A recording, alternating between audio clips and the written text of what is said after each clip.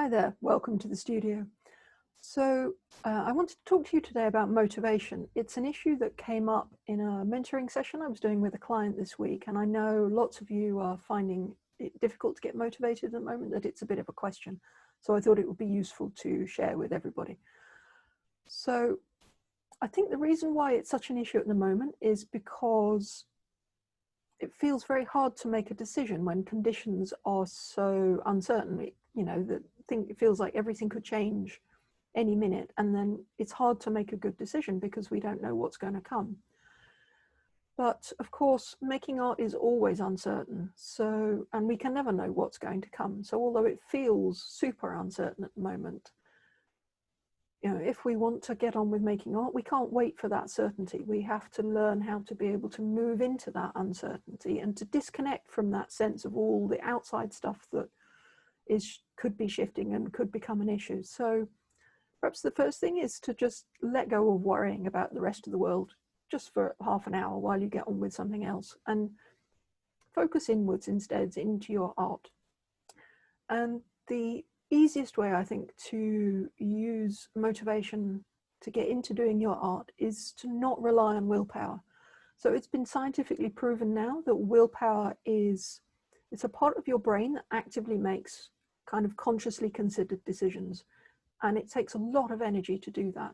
So it's tiring, and daily life requires a lot of decisions to be made on the fly. So we use that up, and we can use it up before lunchtime if we have too many decisions to make, and then it's hard. It takes time to recharge. So because it's hard and we run out of that, if we're planning to make art at the end of the day, we might have run out of willpower, and the other part of our brain will say, I want to sit on the sofa and eat ice cream instead, and then the art never happens. So don't rely on willpower is the first tip, because it's too difficult. Instead, turn it into a habit, make it a rule for yourself. So make it regular. So choosing to make rules sounds a bit weird and dictatorial and like it would be no fun, but actually it just makes it much easier, so that instead of getting to that moment of thinking, shall I make art? You just say, right, it's 12 o'clock on Tuesday. This is when I make my art. I'm just going to get on with it. I don't have to think about it. I don't have to decide if I want to do it. I don't have to decide if I'd rather be sitting on the sofa. I just do it. And it's automatic in the same way that brushing your teeth is automatic. It just happens and it's no effort.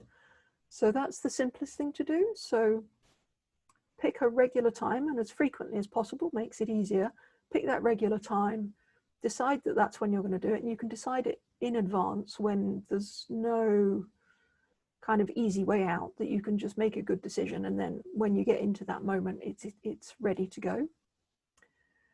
And you can decide also what your smallest steps for success are. So as an example, if I decided I wanted to take up running, if I said the first thing I'm going to do is run a marathon, that would be impossibly difficult, and I would never get off the sofa, and I certainly wouldn't achieve what I said I was going to do.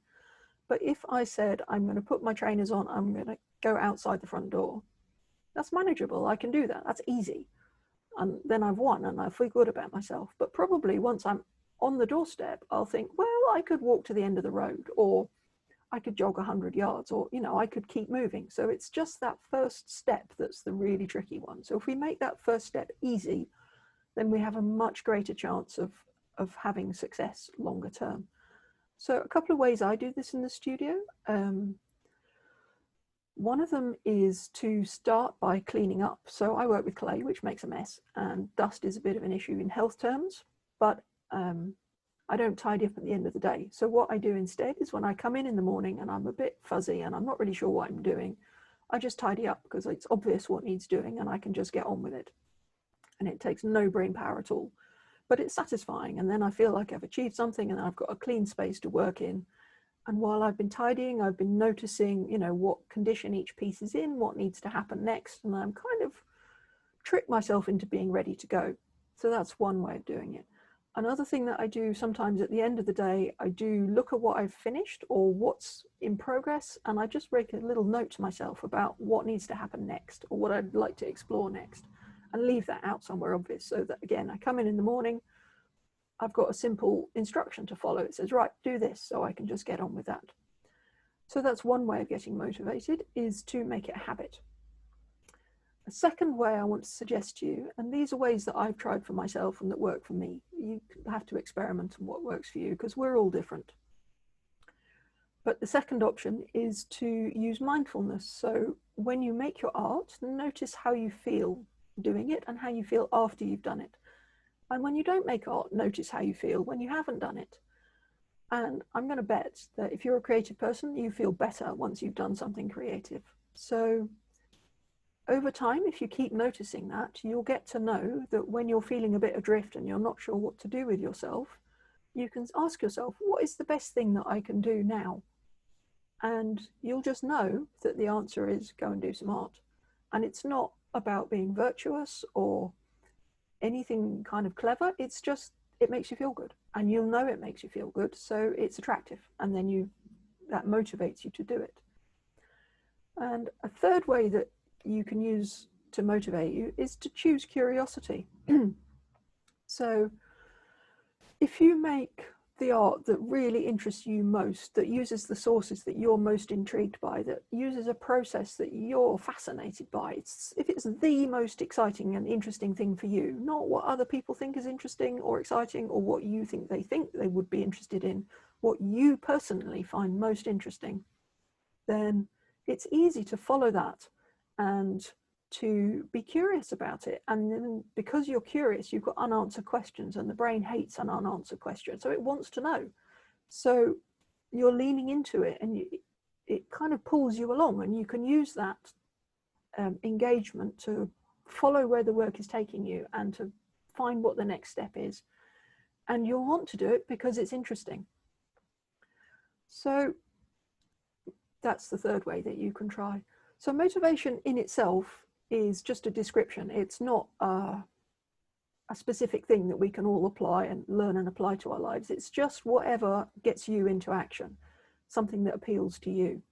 So it's going to be slightly different for each of us, but these all work for me and they're pretty straightforward to use. So I'm going to suggest that you could try to start with, pick one of these and try it out. Now, you will need to try it a few times. So they say it takes 21 repetitions, 21 days to make a new habit because you have to make new pathways in your brain. So give yourself 3 weeks, 4 weeks of repetition, but perhaps commit to what you're going to do and see how you get on. And if one of them doesn't really get you going very well, then try a different one. But as you experiment over time, you'll find out what works for you, and then you'll be motivated and it'll be easy to keep going. So do pick one and try it out and let us know in the comments how you get on. Bye for now.